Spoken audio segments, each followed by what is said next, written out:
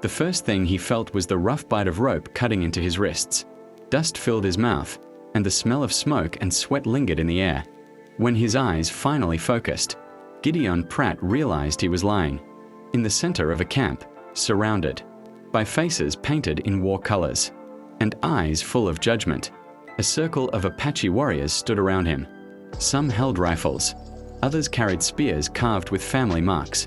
Behind them, the camp buzzed with whispers, mothers pulling children close, elders murmuring among themselves. The tension was thick enough to taste. What's this about? Gideon's voice cracked as he tried to sit up, but a boot pushed him back into the dirt. An older man stepped forward, tall, stern, wearing a necklace of bear claws. His gaze was steady, filled with authority. "You are accused," he said slowly, "of stealing the 3 sacred rifles given to our people by treaty. Weapons meant to protect our families. You have broken your word, white man." Gideon's stomach dropped. "That's not true. I never."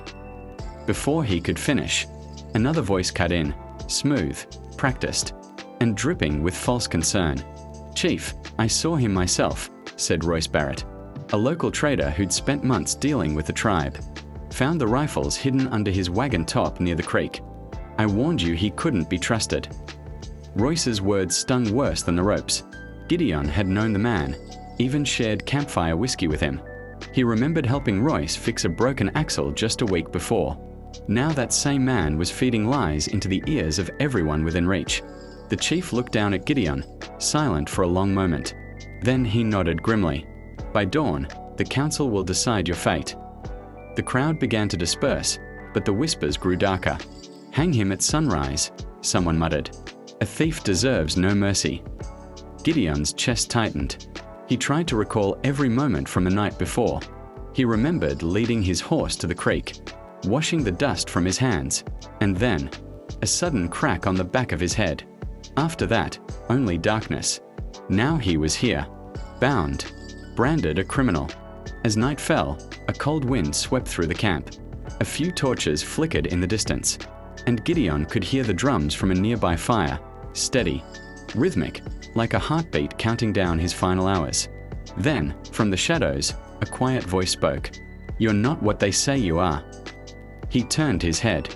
Standing at the edge of the firelight was a young woman, long dark hair braided with feathers, her eyes sharp and thoughtful.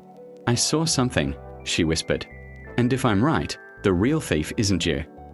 Before Gideon could reply, she stepped back into the dark, leaving only the echo of her words and the faintest spark of hope.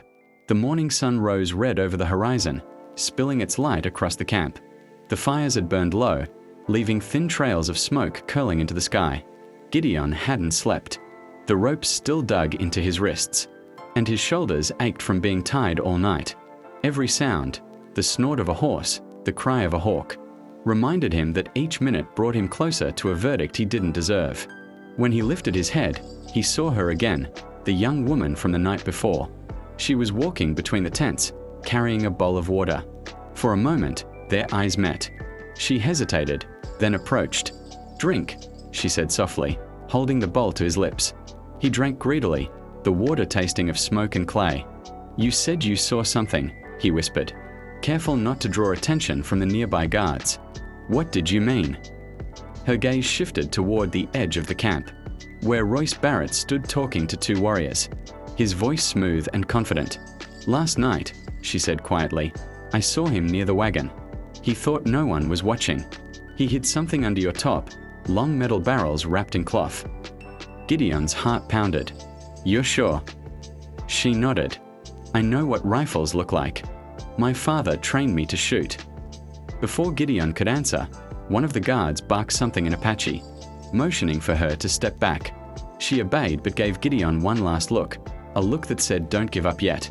Royce noticed the exchange. He walked over, wearing that same easy smile he always used to sell lies. "Morning, cowboy," he drawled. "Hope you slept well. You'll need your strength. The chief's council meets soon." Gideon stared at him, jaw clenched. "You set me up, Barrett. I don't know why, but I'll see you hang for it." Royce laughed lightly, brushing the dust from his vest. You won't see anything after today." He turned and strode away, leaving Gideon seething but powerless. A few minutes later, the camp began to stir with purpose. Men gathered near the council fire, women brought food, and the sound of drums slowly filled the air. The trial, if one could call it that, was about to begin. From across the camp, the chief's daughter watched quietly, her face unreadable. She could stay silent and let the tribe deliver judgment, or she could risk everything by speaking against a white trader her people trusted. The sun climbed higher, throwing sharp shadows across the camp. Dust rose with every step of the warriors as they formed a circle once more. Gideon was pulled to his feet and dragged forward. The crowd murmured, anger, suspicion, fear. In that moment, he caught Nola's eyes again, and though her lips didn't move, he could read the message written there as clearly as any words. Hold on. I will not let them kill an innocent man. The council fire roared to life in the center of the camp, its flames licking at the dry air. The warriors formed a wide circle, faces painted red and white, their eyes fixed on Gideon. The chief sat at the head of the gathering, a carved staff resting across his knees. His expression was solemn, neither anger nor mercy, only duty. Gideon stood before them, hands still bound, sweat running down his temples. Every instinct in him screamed to fight, to run, but there was nowhere to go. The tribe's gaze was heavy, and the desert sun made the world shimmer like a fever dream. Royce Barrett stepped forward, holding a piece of torn canvas, one Gideon recognized instantly as part of his wagon top. Chief, he began in that smooth, poisonous voice. This came from his wagon. Beneath it, I found the sacred rifles you were promised. He planned to sell them to raiders for gold. That's why he came here, not as a friend, but as a thief. The crowd murmured angrily. Gideon tried to speak, but one of the guards pushed him back with the butt of a spear. That's a lie. Gideon shouted, voice hoarse. Someone hit me from behind. I woke up tired like this. Barrett planted those rifles himself. Royce shook his head slowly, as though pitying a madman. You see how he twists the truth, Chief? He would blame anyone to save his own neck. The chief's eyes narrowed. He turned toward Gideon. You bring no proof, only words. I have nothing left to show, Gideon said, his voice breaking. But I've never stolen a damn thing in my life. The wind picked up, carrying dust and tension alike. The drumming stopped. Silence fell over the circle, heavy, suffocating silence. The chief rose to his feet. Then the council will decide, when the sun reaches the top of the sky. Wait. The voice rang out clear and strong. All heads turned. Nola stepped forward, her posture firm, her chin lifted. Her dark hair glimmered in the sunlight, feathers trembling with each breath. The chief's expression changed, surprise, maybe even fear, but he said nothing. I have something to say, she declared. Royce's smile flickered for the first time. Nola, he said smoothly, this is no place for. Be silent, she cut him off, her voice like the snap of a whip. The crowd stirred. No one spoke to Barrett that way, not even warriors twice her age. Nola looked at her father, then at Gideon. I saw this man attacked, she said, near the creek, the night before the rifles vanished, and I saw Royce Barrett near his wagon, hiding something beneath it. I said nothing before, because I feared to bring shame to our tribe if I was wrong. But now I see, staying silent would bring greater shame. The camp erupted in shocked whispers. Royce tried to laugh, but his voice faltered. You're mistaken, girl. You think you saw. I know what I saw. The chief raised a hand, and the camp fell quiet once more. He looked between his daughter and the trembling trader. The camp was silent, not the calm kind of silence, but the heavy one that comes before a storm. Every eye was fixed on Nola. Even the wind seemed to pause. She stood tall in the sunlight, unflinching beneath the stares of her people, and the burning anger of the man she had just accused. Royce Barrett broke the silence first. She's lying, he barked, his voice cracking slightly. You'd trust the words of a girl over a man who's traded fair with your tribe for months. But his calm facade was slipping. Sweat glistened on his forehead. His hand twitched near the pistol, at his hip before he remembered that no one here would let him touch it. The chief slowly rose to his feet. The golden light of the sun caught the beads and feathers woven into his hair. "My daughter has never lied," he said firmly, his deep voice echoing through the camp. "But truth must be proven for both men." He motioned to 2 warriors. "Search the trader's wagon." Royce's eyes widened for a fraction of a second. Then he forced a smile. "Of course, Chief. You'll find nothing but honest trade goods. Go ahead." The warriors marched toward his wagon, disappearing behind the row of tents. The crowd murmured, voices rising and falling like the wind. Gideon stood motionless, heart pounding. This was his only chance. Nola moved closer to him, whispering, "If they find anything, it will end today." He nodded, still not trusting himself to speak. A few tense minutes passed. Then, from the far side of the camp, a shout, sharp, urgent. The crowd turned as one. The 2 warriors returned, carrying a bundle wrapped in cloth. They threw it to the ground before the chief. When the cloth unraveled, the sun flashed against polished metal, the stolen rifles. The crowd erupted. Angry voices clashed, some shouting in Apache, others in disbelief. Gideon stared at the weapons, a wave of relief washing over him so fast it nearly made him dizzy. Royce stepped back, stammering, That's impossible. Someone must have." The chief cut him off with a raised hand. "Enough." His voice carried the weight of mountains. "You said these rifles were found under the cowboy's top." Royce's mouth opened, but no words came. The chief's eyes darkened. "And now they are in your wagon." The crowd fell silent again, this time with rage instead of confusion. Several warriors stepped forward, their faces hard as stone. Royce backed away, voice trembling now. "Listen, this isn't what it looks like. You're making a mistake." A spearhead touched his chest. The chief said quietly, "The mistake was trusting you." Gideon looked at Nola. For the first time since he'd woken tired and accused. His eyes softened. Gratitude, and something deeper, flickered there. But the moment was short-lived. From the edge of the camp, a voice shouted in English, "Riders coming." Dozens of heads turned toward the horizon. Dust was rising, a fast-moving group on horseback, silhouetted against the sun. Royce's expression changed instantly. The thunder of hooves grew louder, rolling across the plains like a gathering storm. Dust clouds rose behind the riders, 6 men, armed, fast, ruthless. The glint of sunlight on their rifles told the story before anyone could speak. These weren't rescuers. They were hired guns. Panic rippled through the camp. Mothers pulled their children toward the shelters. Warriors grabbed rifles and bows. The chief barked orders in his native tongue, his calm authority steadying the chaos. Royce Barrett grinned, the fear gone from his face. "You see, Chief, you don't want trouble. Let me walk away, and my men will ride on." The chief's eyes narrowed. "You brought this trouble here." He gestured to 2 warriors. "Bind him." Royce tried to step back, but a spear caught his shoulder, forcing him down to his knees. His smirk twisted into a snarl. "You fools, you'll all be dead before sundown." The riders drew closer, 50 yards, maybe less now. Dust whipped through the camp. Gideon turned to the chief. "Untie me," he said. The chief glanced at him coldly.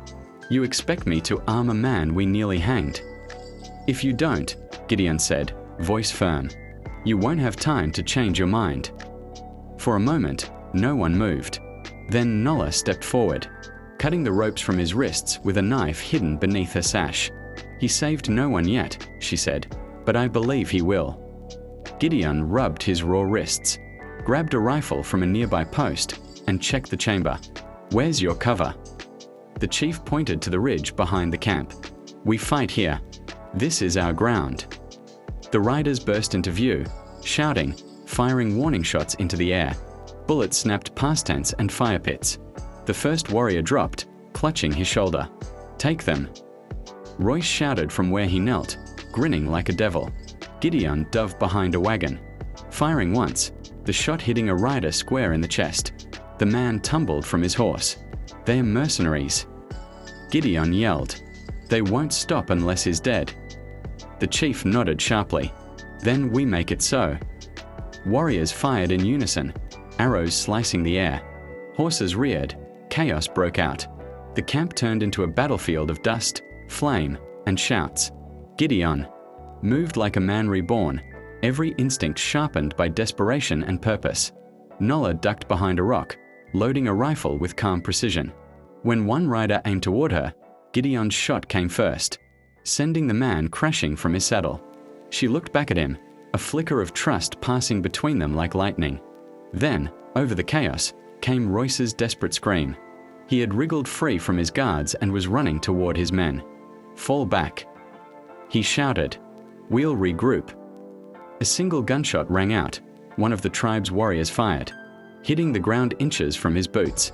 Royce froze, hands raised, face pale. The riders, seeing their leader trapped, turned and galloped away, vanishing into the horizon with a trail of dust. The battle was over, but the air still smelled of gunpowder and fear. Smoke drifted lazily over the Apache camp as the last echoes of gunfire faded into the plains. The wounded were tended to in silence, quiet, efficient movements of people who had seen death before but still mourned every loss. Gideon stood near the broken wagon, his shirt torn and streaked with dirt and blood that wasn't all his own. His hands trembled slightly as he reloaded a rifle. Out of habit, an old instinct, from too many gunfights. But there were no more enemies coming, only judgment. Royce Barrett knelt in the dust before the chief's tent, wrists bound, face pale and bruised. His once perfect white shirt was streaked with mud. The man who had smiled so confidently that morning now looked small, smaller than the lies he had built. The chief stood tall before him, his staff planted firmly in the ground. Around them, the tribe gathered in a wide circle, silent but fierce, waiting for the decision that would define justice. "You came to us in peace," the chief began, his voice deep and calm. "You traded goods, told stories, shared fire. And all the while, you built a trap for our people." Royce tried to lift his chin. "I did business," he hissed. "That's what men like me do. You wouldn't even have those rifles if it weren't for me." The chief's expression didn't change, but something ancient and heavy moved behind his eyes. "And you would have taken our land for it." He turned to the crowd. "He forged papers. He stole our weapons. He planned to sell our homes to men who will never bleed for this soil." A murmur rippled through the people. Anger, grief, the raw ache of betrayal. Gideon watched, feeling the tension twist inside him. He wanted to see justice done, but also feared what that might mean. He had seen lynchings before, seen men hanged without a trial, and he didn't want another man to die this way, even one as vile as Royce Barrett. "Chief," he said, stepping forward, voice steady but cautious, "you deserve justice, but not vengeance. Let the law hang him, not the fire." The chief looked at him long and hard. The warriors tensed, waiting. "You speak for the law," the chief said finally. "But whose law? The same law that forgot our treaties." Gideon hesitated. There was no easy answer.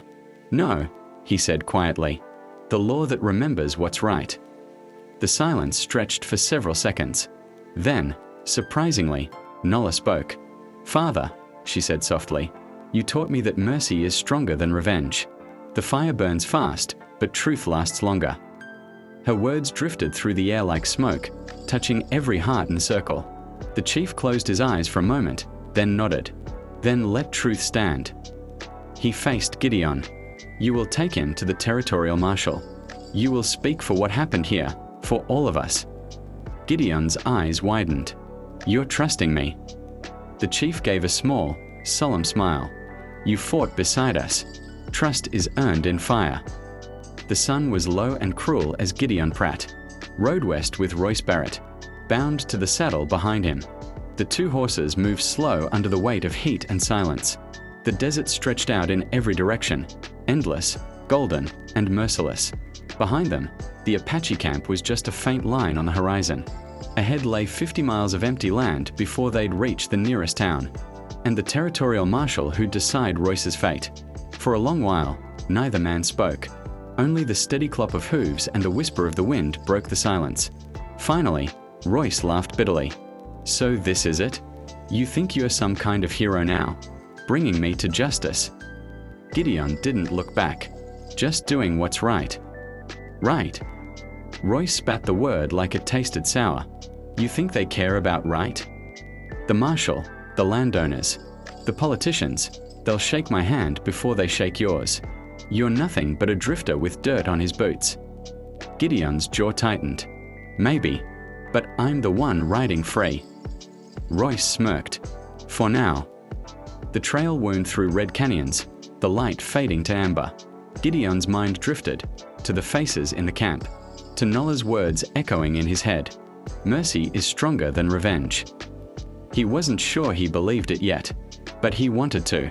By dusk, they reached a dry riverbed. Gideon dismounted, pulling Royce from his horse and tying him to a nearby tree.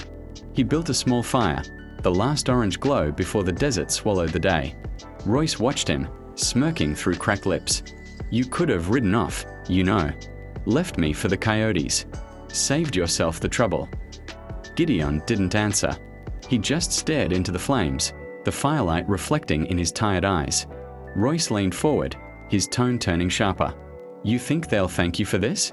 The Indians, the law, the world? You'll be forgotten before the week's out. But me, he smiled, the arrogance still flickering. They'll talk about me, the man who fooled a whole tribe. Gideon turned his gaze toward him, the look cold and heavy. You didn't fool them. You just never understood them. Royce's smile faltered. And what makes you think you do? Gideon threw another branch into the fire, watching sparks twist up into the night sky. Because I saw what you never could, honor. Something you can't buy, steal, or fake. Royce looked away, the flames flickering across his face. For the first time, he seemed unsure of himself. The desert night deepened. Coyotes howled somewhere far off. Gideon lay awake, hat over his eyes, one hand resting on his revolver. He didn't trust the silence, or the man bound across from him. And he was right not to. Just before dawn, Royce began working the ropes with a sharp stone he had hidden in his sleeve.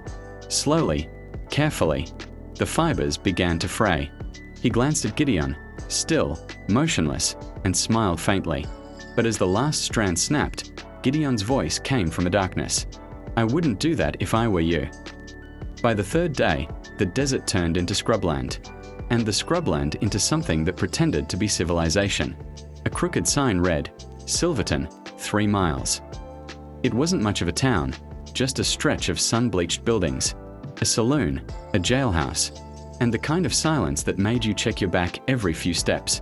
Gideon rode slow, the dust of the trail still clinging to his coat. Royce Barrett sat slumped and bound behind him, eyes hidden under his hat brim. The people in town looked up as they passed, curious, suspicious, the way small towns always were when trouble came riding in. At the sheriff's office, Gideon dismounted and pushed the door open. The cool shade smelled of whiskey and old paper. Behind a desk sat Marshal Henry Tulliver, a thick man with silver hair and a gaze that had long since stopped caring. Morning, Gideon said, pulling Royce forward. Got a prisoner for you. Name's Royce Barrett. Caught stealing government rifles and forging treaties with the Apache. The marshal raised an eyebrow, chewing on a toothpick. That's so. He leaned back, boots on the desk. And who might you be? Gideon Pratt, he said. Used to ride for the territorial scouts. I've got witnesses, an entire tribe ready to speak. The marshal smirked. A tribe, huh? Ain't exactly the kind of testimony that holds weight round here. Gideon's jaw tightened.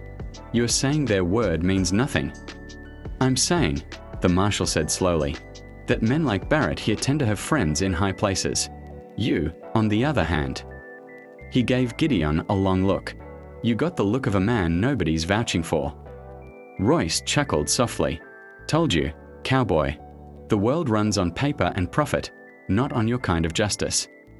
Gideon stepped forward, slamming a folder of papers onto the desk. The forged treaty Nola had recovered. This is proof.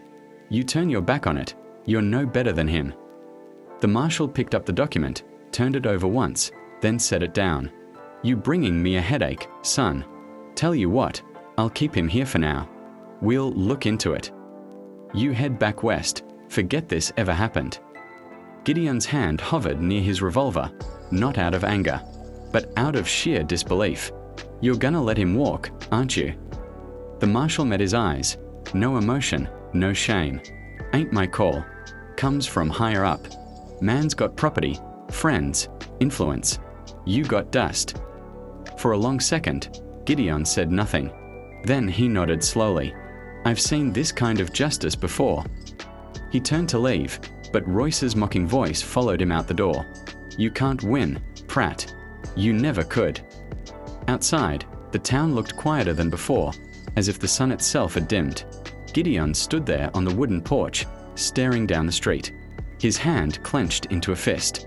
He had fought for the truth in the desert. Now he'd have to fight for it in the light of day. The cell door clanged shut behind Royce Barrett, echoing like the final word in a lie. Marshal Tulliver slipped the keys into his vest pocket, already pouring himself another glass of whiskey. You did your duty, Pratt, he said lazily. Now let the law handle it. Gideon stared through the bars at Royce, who leaned casually against the wall. That smug grin carved across his face again. The law? Gideon said quietly. You mean your drinking buddy's payroll? The marshal's eyes hardened. Careful, son. You're in my town now. But Gideon didn't back down. He'd faced rifles, raids, and deserts. A crooked badge didn't scare him. He turned to leave. Just don't let him vanish before dawn. Outside, the streets of Silverton glowed with late afternoon light. Dust hung like gold in the air, but everything felt wrong. The world was pretending to be peaceful again, hiding its rot behind wooden walls and clean boots. Gideon walked to the saloon, ordered water, and sat in the corner, watching the sunlight fade across the floorboards. His mind raced. Every instinct screamed that Royce wouldn't spend the night behind bars. Men like him never did. Then the piano stopped. The room fell oddly quiet. From the swinging doors stepped 3 riders, clean coats, polished guns, and the kind of confidence that smelled like money. They didn't look at anyone except the sheriff's office. Gideon's heart sank. They're here for him. He slipped out the side door, boots silent on the dirt. The sun was nearly gone, bleeding orange and red across the sky. From the shadows of the jailhouse, he saw the marshal greet the men, shaking hands, exchanging envelopes. Moments later, the back door opened. 2 of the men led Royce out, free, smirking beneath the brim of a new hat. That was the last straw. Gideon stepped forward, cocking his revolver.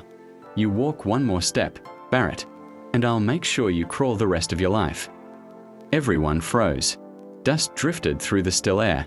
The men reached for their guns, but before anyone could draw, a voice cut through the silence. Drop them.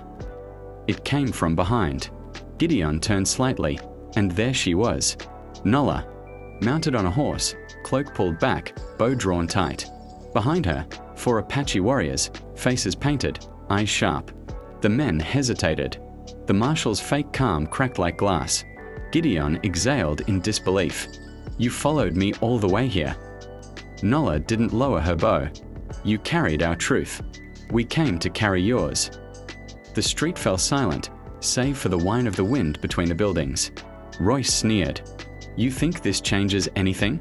You're still outnumbered, outgunned. Before he could finish, an arrow sliced past his ear and buried itself in the post beside him.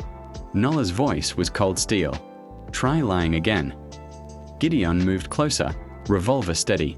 You wanted to buy justice, Barrett. Now you get to earn it.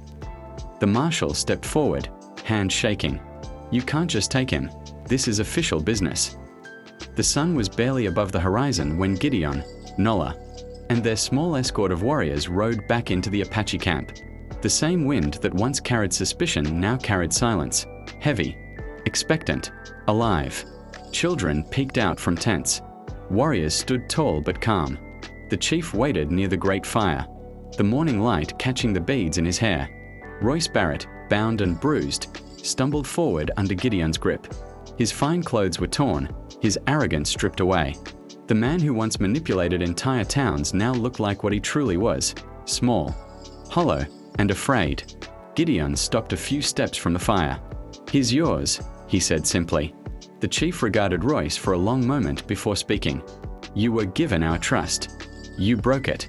You tried to sell our land, the land of our ancestors, for silver. He raised his staff slightly. The law of men failed. But here, our words still mean something. Royce sneered through split lips. You think this is justice?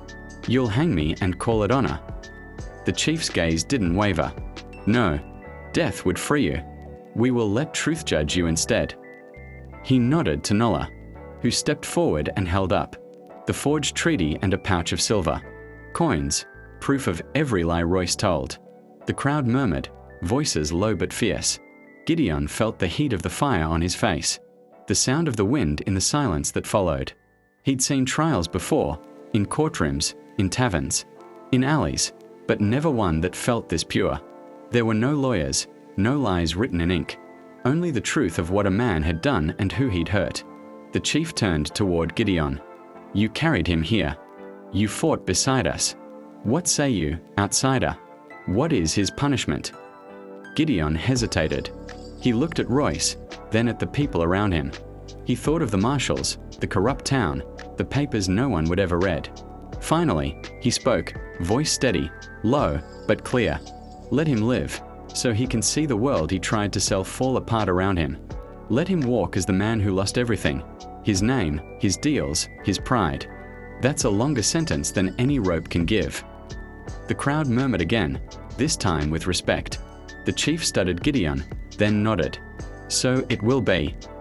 Royce spat into the dust, shaking his head. You think you've won, Pratt? You'll die in this desert like the rest of them. You'll be forgotten. Gideon looked at him, calm and tired. Maybe, but I'll die free. Two warriors stepped forward, cutting Royce's ropes, but not his freedom.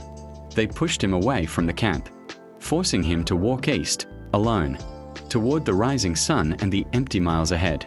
For a long time, no one spoke. The fire crackled. The world felt clean again. Then Nola turned to Gideon. You could have asked for blood, she said softly, but you gave him something worse. Gideon nodded. I've seen enough graves. It's time someone lived with what they've done. The campfire burned lower as the sun climbed higher, washing the desert in pale gold. The night's chill faded, and with it, the echoes of judgment. Gideon stood at the edge of the camp, his saddle slung over one shoulder, hat pulled low against the light. Behind him, the Apache village was waking, laughter mixed with the clatter of pots, and the soft chatter of morning life, sounds he hadn't heard here since the day he first arrived. Bound and accused. Now, he was free. Truly free. Nola approached quietly, leading his horse. You're leaving, she said. It wasn't a question. He smiled faintly. Seems I always do. She stopped beside him, looking out over the vast open land, the red rocks, the dry riverbeds, the world stretching endlessly toward the horizon. You could stay, she said. You've earned a place here. Gideon was silent for a long moment. The thought had crossed his mind, to stop running, to live among people who still believed in honor. But he knew the truth. Men like him carried the road inside them. He finally said, if I stay, I'll bring my ghosts with me. Out there, he nodded toward the desert. They fade with the dust. Nola studied him, then smiled softly. Maybe one day, when you've outrun them all, you'll find your way back. He looked at her, the strength in her eyes, the calm in her voice, and felt something shift inside him. Something he hadn't felt in years. Maybe, he said. And if I don't, tell your father I was grateful. She nodded once, stepping closer. He already knows. For a moment, neither moved. The wind picked up, lifting strands of her dark hair and scattering the ashes of last night's fire into the air. They looked like sparks drifting toward the sun. Then Gideon took the reins, mounted up, and turned his horse toward the horizon. He didn't look back, not because he didn't want to, but because he knew if he did, he might never leave. The tribe watched in silence as he rode away. The chief stood with Nola at his side, eyes narrowed against the light. He walks the hard road, the chief said quietly. Nola nodded. But it's the one that leads home, someday. Far ahead, Gideon rode through the shimmering heat. The land stretched out forever, red dust, blue sky. A single figure on horseback cutting across the endless plain. He reached the ridge, paused, and glanced back one last time. From that distance, the campfire was only a flicker, a memory of warmth against the wild. He tipped his hat toward it. Then he rode on, the sound of hooves fading into the open silence of the desert. The screen of the sky swallowed him, leaving only wind, sun, and the promise that truth, once spoken, never truly dies.